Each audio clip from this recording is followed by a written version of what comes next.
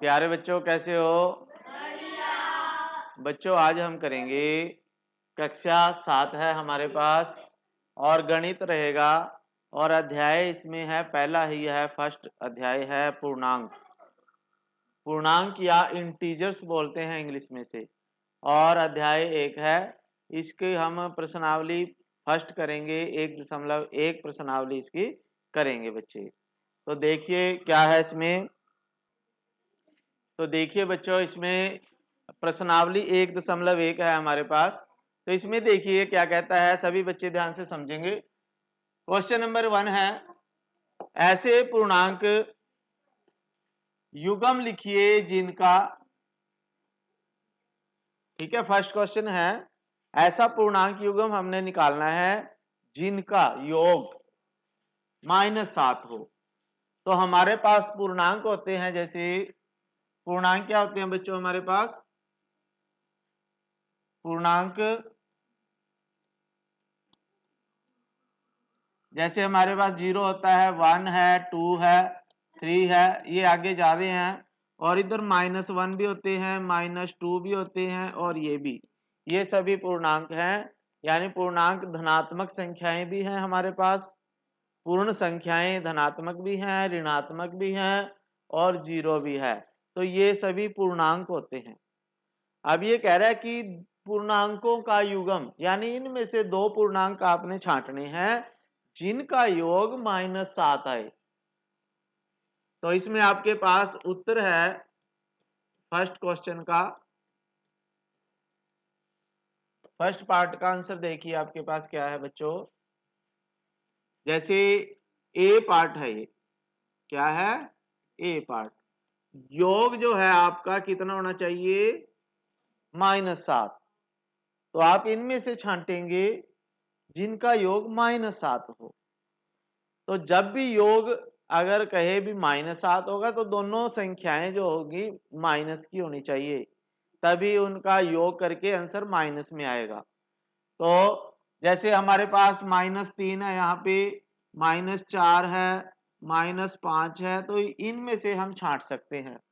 तो अगर हम ये देखें -4 और -3 ऐसी दो संख्याएं हैं, दो पूर्णांक हैं जिनको अगर हम जोड़ें तो आंसर, तो ये देख लेते हैं। जैसे आपके पास है -4, -3, तो जब हम इनको ऐड करते हैं तो हमारे पास क्या आंसर आता है बच्चों, -4 प्लस -3।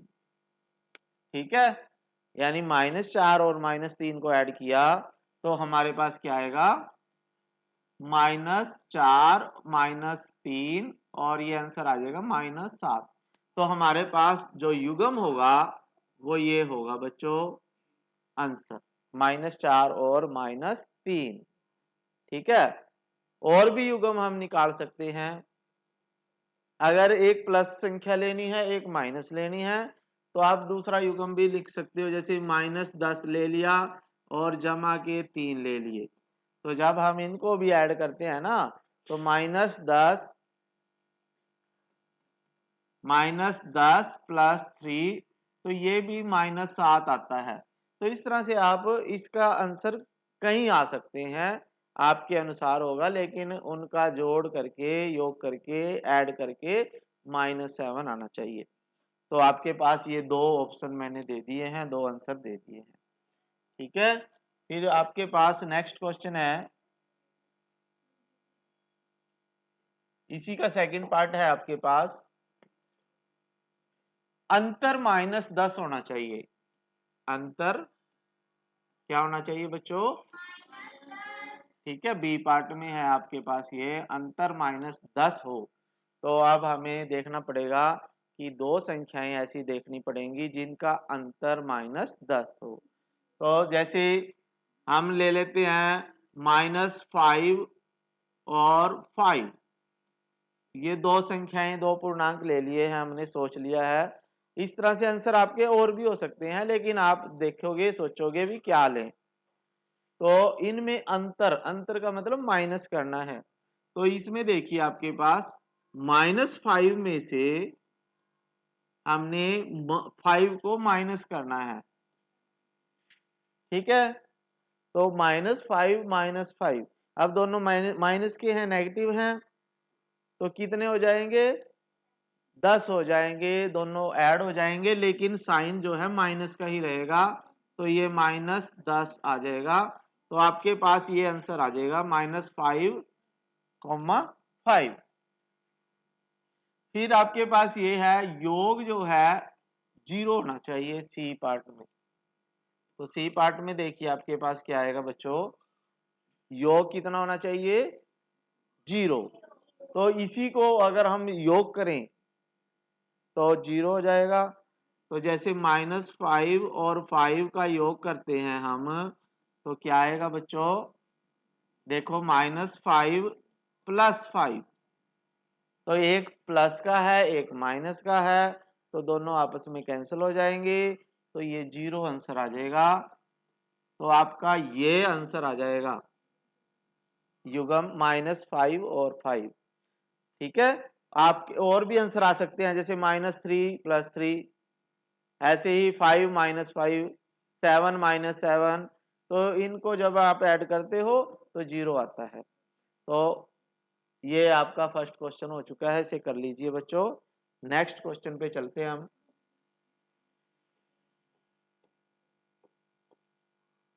ठीक है,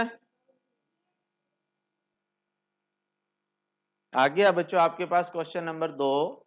तो इसमें समझे क्या कहता है ये, एक ऐसा ऋणात्मक पूर्णांक युग्म लिखिए जिसका अंतर 8 है।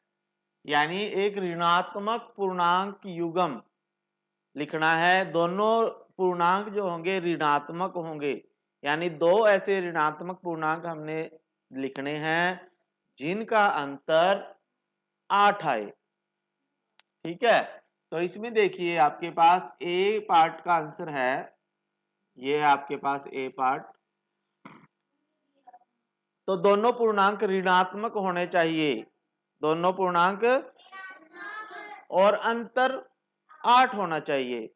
तो जब दोनों पूर्णांक हमने माइनस के लेने हैं, तो जो सेकंड वाला पूर्णांक होगा ना, वो हमने उसकी वैल्यू बड़ी होनी चाहिए, यानी ताकि जब वो माइनस होके प्लस हो जाए तो उसमें से फिर आंसर प्लस में आएगा, ठीक है। तो देखिए अगर मैं ले लेता हूं -2 और -10, -2 और -10, मैंने दो युग्म ले लिए, दोनों नेगेटिव लेने हैं, माइनस के लेने हैं, ठीक। तो इसमें क्या देखते हैं, इसमें अंतर देखते हैं क्या आएगा, -2, और अंतर जब होता है तो एक माइनस लगता है अंतर के लिए। जब क्वेश्चन में अंतर हो, घटाव हो, व्यवकलन हो, तो आपने उसके लिए एक माइनस लगाना होता है, और ये -10 और भी है, ठीक है। तो अब ये बात ध्यान रखें आप, ये बात, जब माइनस और ये माइनस, ब्रैकेट के बाहर भी माइनस है अंदर भी माइनस, दो माइनस इकट्ठे हो गए तो वहां पे वो प्लस हो जाता है, वो जमा का हो जाता है। तो यहाँ पे बच्चों आएगा -2 जमा 10, -2 + 10। तो अब देखिए माइनस के 2 हैं, प्लस का 10 है, तो आपका आंसर जो आएगा बच्चों वो कितना आएगा, प्लस के 8, कितने आएगा, 8, और यही आपका अंतर जो है 8 होना चाहिए था। तो ये युग्म जो है आपका आंसर है, ठीक है, समझ में आया। आप बी पार्ट पे चलते हैं। बी पार्ट में ये क्या कहता है, एक ऋणात्मक पूर्णांक और एक धनात्मक पूर्णांक, एक तो ऋणात्मक पूर्णांक होना चाहिए, एक धनात्मक पूर्णांक होना चाहिए, और उनका योग जो है -5 आए। तो एक तो धनात्मक लेना है एक ऋणात्मक लेना है, और दोनों को जोड़ेंगे तो -5 आंसर आएगा।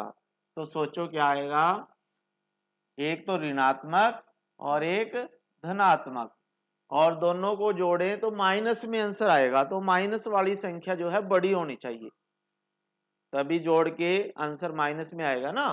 तो इसमें देखिए आपके पास क्या आएगा, कोई भी आप सोच लो, जैसे -4 ले लेता हूं मैं, और धनात्मक दूसरा प्लस के 9 ले लेता हूं। -4 और दूसरा 9 ले लिया, या +9 ले लो। तो जब हम इनको जोड़ते हैं, योग करते हैं, तो ये आ जाएगा -4 + 9, तो ये आ जाएगा आपके पास। अब देखिए माइनस के 4 हैं, प्लस का 9 है, तो 9 प्लस का बड़ा है। तो दोनों जब साइन अलग अलग होते हैं, एक प्लस हो एक माइनस संख्या हो, तो हम उनको घटा करते हैं, उनको सब्ट्रैक्ट करते हैं, और आंसर उसी का आएगा, चिन्ह या साइन उस संख्या का आएगा जो बड़ी है। तो बड़ी 9 है, तो पहले तो चिन्ह देख लो आप, इनमें से बड़ी संख्या कौन सी है? 9। तो चिन्ह तो आएगा 9 का, यानी प्लस। ठीक, अब इनको घटाएंगे क्योंकि एक प्लस है एक माइनस, तो 9 में से 4 को घटाएंगे तो 5 आएगा, लेकिन -5 आना चाहिए। क्या आना चाहिए? तो इसलिए यहां पे हमने थोड़ी गड़बड़ कर दिया है। तो क्या करेंगे इसको, ये -9 जो है ये किसका लेंगे? माइनस का, और 4 लेंगे प्लस का। ठीक है, तो इसको ठीक कर लेते हैं बच्चों। तो इस तरह से आपने सोच विचार करना है। तो यहाँ पे 4 प्लस का है और -9 का है। ठीक, क्योंकि आंसर माइनस में, अगर ये प्लस में कहता तो ये ठीक था पहले। तो आपने क्या करना है, अब ये आ जाएगा 4 - 9। अब आंसर माइनस में आएगा क्योंकि 9 बड़ा है माइनस में, तो माइनस आएगा और 5 आ जाएगा। 9 में से 4 को घटाएंगे या सब्ट्रैक्ट करेंगे तो ये देखो आपके पास -5 आ गया। तो ये -5 आ गया आपका आंसर, यानी ये आपका आंसर आएगा 4। और आ गया बच्चों इसका पार्ट सी। तो सी पार्ट में देखिए क्या कहता है ये, एक ऋणात्मक पूर्णांक और एक धनात्मक पूर्णांक लिखिए। एक ऋणात्मक पूर्णांक लेना है, एक धनात्मक, जिसका अंतर -3 हो। तो जैसे हमने -5 में किया, वहां पे योग था, लेकिन यहाँ पे अंतर है। तो एक ऋणात्मक पूर्णांक लेना है, एक धनात्मक लेना है। ठीक है, तो जिसमें अंतर -3 आए। क्या है अंतर? तो कई तरह के आंसर हो सकते हैं, तो हम लिख लेते हैं, जैसे -2 ऋणात्मक पूर्णांक ले लिया और एक धनात्मक पूर्णांक ले लिया +1।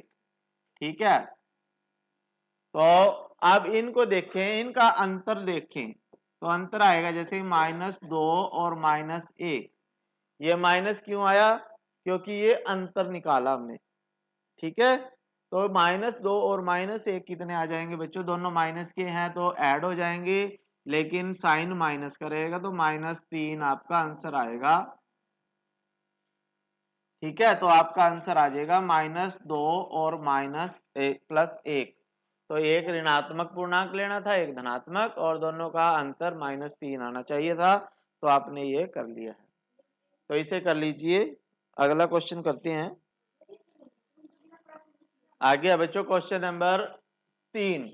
तो इसमें देखिए, किसी प्रश्नोत्तरी के 3 उत्तरोत्तर चक्रों यानी राउंड्स में, यानी कोई क्विज हुआ है, प्रश्नोत्तरी हुई है जिसमें 3 राउंड थे, तो टीम ए द्वारा प्राप्त -40 अंक 10 और 0 थे, बी द्वारा प्राप्त अंक 10, 0, -40 थे।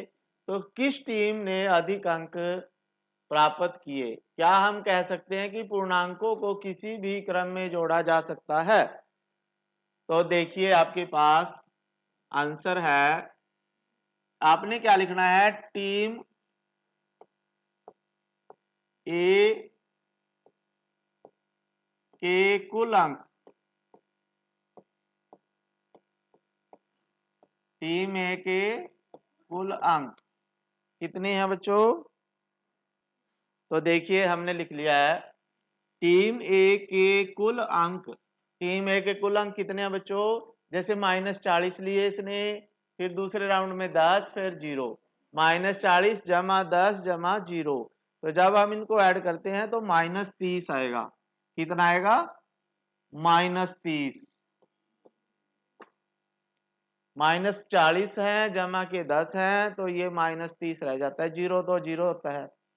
फिर टीम बी के कुल अंक, टीम बी के कुल अंक ये है 10 0 -40, 10 जमा 0 जमा -40। ठीक है, तो ये जब +10 है माइनस के 40 है तो माइनस का 30 आएगा। माइनस होएंगे घटाव होएंगे लेकिन आंसर माइनस का ही रहेगा। तो अब देखो दोनों के अंक -30 हैं, दोनों टीमों के अंक -30 अंक, तो दोनों टीमों के अंक समान हैं। तो ये कह रहा है कि किस टीम के अधिक अंक प्राप्त हुए, तो दोनों टीम के अंक समान हैं। कितने हैं? -30। और फिर ये कह रहा है कि क्या हम कह सकते हैं कि पूर्णांकों को किसी भी क्रम में जोड़ा जा सकता है? तो हाँ, देखो पूर्णांक ये हैं तो वही संख्याएं सारी, लेकिन आगे पीछे करके जोड़ रखी हैं। पहले यहाँ 40 लिख दिया, इसमें -40 बाद में लिख दिया, यहाँ पहले ये 10 बीच में है, यहाँ पहले है, तो यानी इनके क्रम बदल के भी अगर हम ऐड करते हैं तो अब भी आंसर सेम आता है। तो इसका आप लिखोगे हाँ, सेकंड का आंसर लिखोगे हाँ। ठीक है, तो ये क्वेश्चन पूरा हो चुका है आपका, तो इसे कर लीजिए। आगे बच्चों क्वेश्चन नंबर 4 देखें, इसमें समझे क्या कहता है ये। देखो इसमें क्या कह रहा है, निम्नलिखित कथनों को सत्य बनाने के लिए रिक्त स्थानों की पूर्ति कीजिए। यानी आपने खाली स्थान भरने हैं, रिक्त स्थान भरने हैं। तो इसमें देखिए फर्स्ट पार्ट में क्या कह रहा है ये, -5 -8, -5 जमा -8, तो आपने देखिए -8 तो यहाँ है, ये बराबर बराबर, दोनों साइड बराबर होने चाहिए। बराबर का मतलब है कि जो इधर है वो ही उधर भी होना चाहिए। तो इसमें देखिए -8 है, आगे आया प्लस आ गया है, और ये -5 नहीं है तो यहाँ -5 लिख दीजिए आप। ठीक है, देखिए -53 में हम क्या जोड़ें कि -53 ही रहे, यानी -53 में हम कितना जोड़ें कि उसके ऊपर कोई असर ही ना हो, तो क्या जोड़ें? 0। तो ये 0 होता है जो वो योज्य तत्समक होता है। योज्य का मतलब जोड़ना, तत्समक का मतलब जैसे इसमें हमने 0 जोड़ दिया तो -53 ही रहा। तो 0 जो होता है क्या होता है? योज्य तत्समक। अगर आपके पास प्रश्न आता है ना कि योज्य तत्समक या एडिटिव आइडेंटिटी क्या होता है, तो वो 0 होता है। अब 17 में हम क्या ऐड करें कि 0 बन जाए? 17 प्लस क्या करें? -17, तो यानी 17 में -17 ऐड करेंगे तो 0 बन जाएगा।